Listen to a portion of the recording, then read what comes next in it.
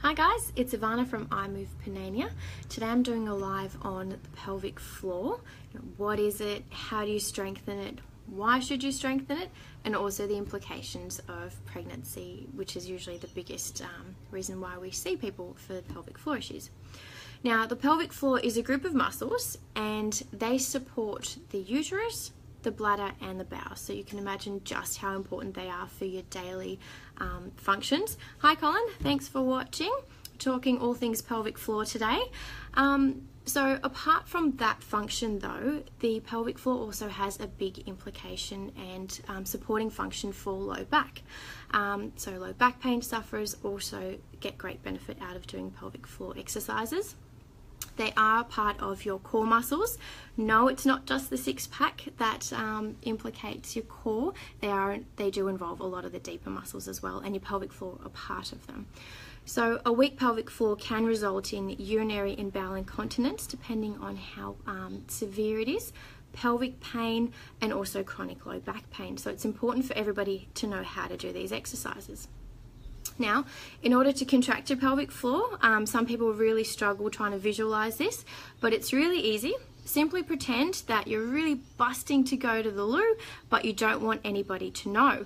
So don't go clenching your butt cheeks or crossing your legs. What you want to do is squeeze those muscles that you would try to stop going to the toilet.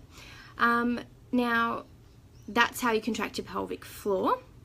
Everybody has a pelvic floor. Yes, fellas, you've got one too. It's not just a women's thing.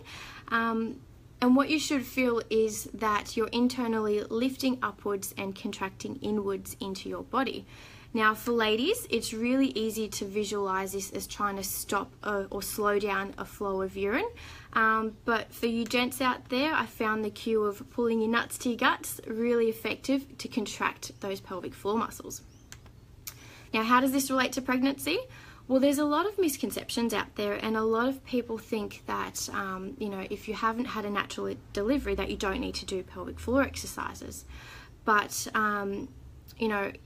yes, you've got all these complications that can happen, and while some things run smoothly and you think, oh, well, I don't need to worry about that, there are a lot of reasons why you should. So it doesn't matter if you've had a C-section or if you haven't had any tearing or stitching, these are still really important exercises, because when you're pregnant, your uterus expands to a huge amount, so it can end up the size of a watermelon. Now, literally, bub is sitting on your pelvic floor. So I want you to imagine a small elephant sitting on a trampoline, and now I want you to imagine that elephant growing over 9 months and getting heavier and heavier. Now, your pelvic floor is the trampoline, so as you can imagine, there's a lot of pressure being put on that. So it doesn't matter what happens at the end stage, if you've got a really good delivery or if you've gone through a C-section and you haven't had that direct trauma to your pelvic floor, you still have a lot of pressure and stretching that happens in that area, and a lot of load being placed over 9 months. So it's still important to do these.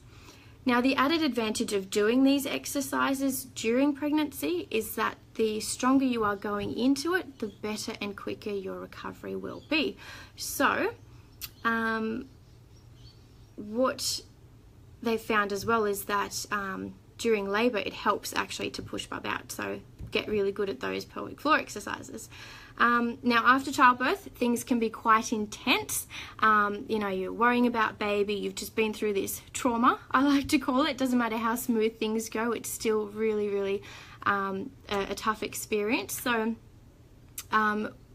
once you've done these exercises, it's almost like muscle memory, and it doesn't matter if you've had lots of stitching or tearing or loss of sensation after birth.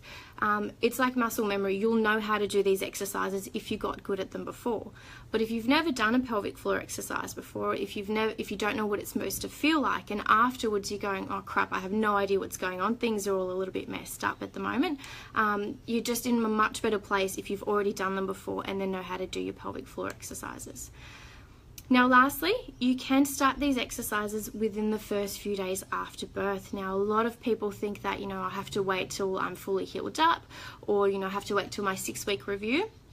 But they've actually found that, when you contract a muscle, you get more blood flow going to it. So if you've had quite a traumatic birth and a lot of stitching or tearing, contracting those pelvic floor muscles very gently actually helps the healing process and gets more blood flow through that area. So your recovery is a lot quicker, your back is supported, so you're not going to suffer all those low back pains.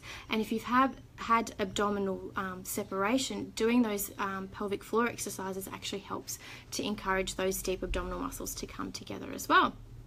So if you're struggling with identifying these muscles, physios are really great at getting you to switch them on.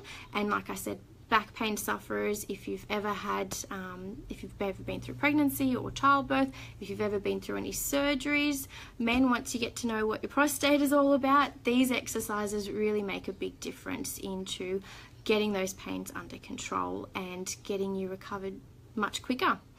So if you have any comments, just post them below. Get in touch with your physios to know all about how to do these. If you need any help, get in touch with us, guys. But thanks for listening. Keep warm out there. I know it's a bit of a chilly day and I'm stuck here under the warm heater, so it's beautiful. But have a lovely weekend and let me know if you've got any questions. Thanks, guys.